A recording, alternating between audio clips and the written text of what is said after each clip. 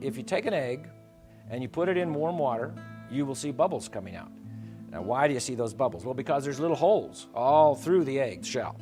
About 10,000 actually in a chicken shell. Those holes are there so that the chick can breathe, because that's where he gets his air, through those holes, so they can get the waste out of the shell, because the chick, as he develops, is going to eat the yolk, and the yolk, as he burns it up, there's waste products, there's water and different things given off, and he has to be able to get the waste out of the shell, or for instance, just the amount of water that's given off, he would drown right there in the shell.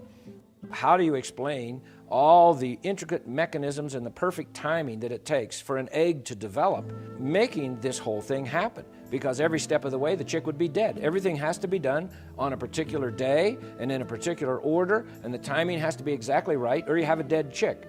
If you have ever boiled an egg or eaten a hard-boiled egg, you'll notice when you peel the egg, there's like that little membrane in there, and that membrane has to be there. And we'll talk about that in just a minute. But on one end of the egg, it's flat, and it looks like the chicken didn't quite fill the egg. Well, that's a special place. That's called the air sac. And so now we take all these parts and we put them together, and we have this little fertilized egg, and now this little chick is developing. By the 5th day, its little heart is pumping. Blood vessels have grown out of the chick. 2 of them go up, hook into the membrane.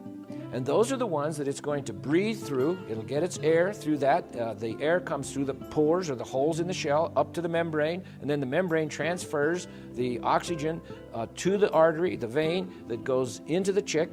And then the other vessel that hooks into that gets rid of the waste. And so there's a process there of things coming in and things going out of the shell. 2 more blood vessels hook into the yolk, and that's the way the chick eats. And as he lives in this shell, he begins to get to where he's too big and he can't get enough air, and it's now the 19th day. Now, during this time, he has grown a little tooth on top of his beak. It's called the egg tooth. Now, most of us grow our teeth inside our mouth, not on our beak, but the little chick has this little egg tooth. And on the 19th day, he takes that and he pokes a little hole into that flat end of the egg where the air is. That's called the air sac. And now he has 6 hours to breathe. Now, if we're swimming and we're on the bottom of the swimming pool and we've run out of air and we get up to the top and I just made it. We usually just sit there and lean there and get some good air and breathe a while. Well, not the chick, because if he got into that air sac, he's going, I can't get enough air, and he pecks into that on the 19th day, not one day sooner or one day later or it's dead. It's the 19th day, goes into that sac. Now he's got 6 hours. Now, is he going to just sit there and breathe that air, or is he going to say, I need to do something else with this air, which is what he says. I've got to get a little hole and use this 6 hours of air. I got 6 hours to peck a little hole through the shell. And now he breathes from the 19th to the 21st day through this little hole in the shell. On the 21st day, that's the day he breaks out of the shell. Now, in the meantime, the systems that hook into the membrane and the systems that hook into the yolk, all of those little vessels, they begin to disattach or deattach themselves.